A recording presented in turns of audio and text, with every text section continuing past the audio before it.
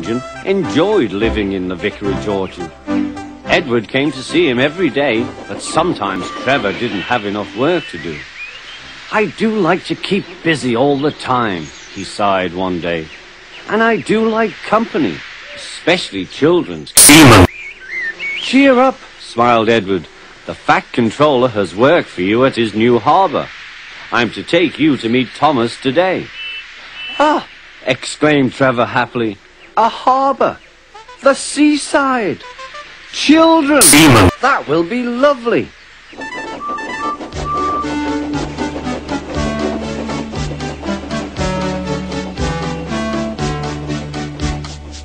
Thomas was on his way to the harbour with a trainload of metal pilings. They were needed to make the harbour wall firm and safe. "Hello, Thomas," said Edward. "This is Trevor, a friend of mine. He's a traction engine." Thomas eyed the newcomer doubtfully. "A what engine?" he asked. "A traction engine," explained Trevor. "I run on roads instead of rails. Can you take me to the harbour, please?" No! "The controller has a job for me."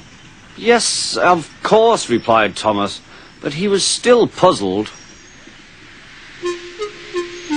Workmen coupled Trevor's truck to Thomas's train, and soon they were ready to start their journey.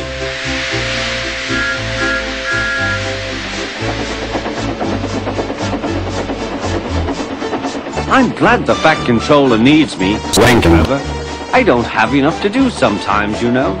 Although I can work anywhere, in orchards, on farms, in scrapyards, even at harbours."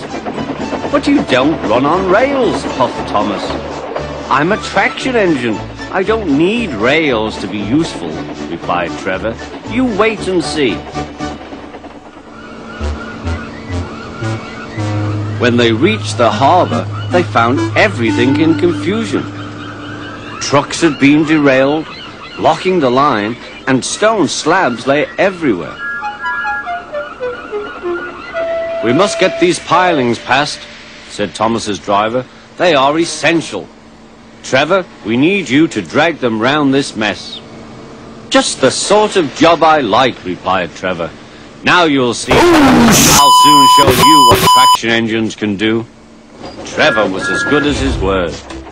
He dragged the pilings clear with chains and towed them into position. "Who needs rails?" he muttered cheerfully to himself.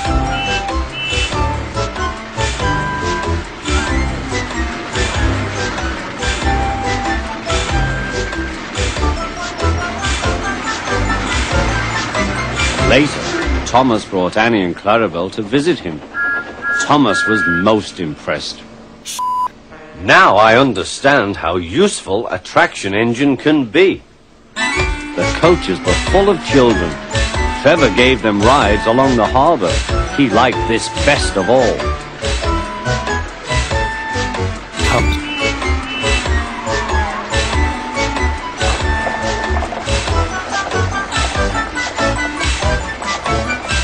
"He's very kind," said Annie.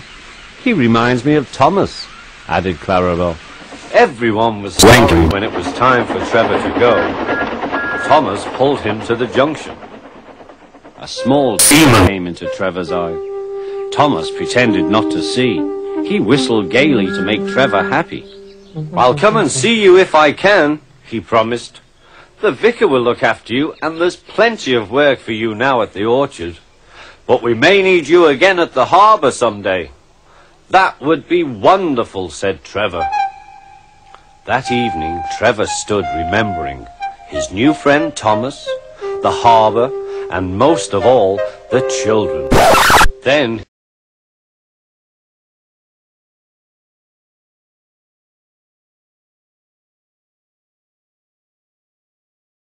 he went happily to sleep in the shed at the bottom of the orchard.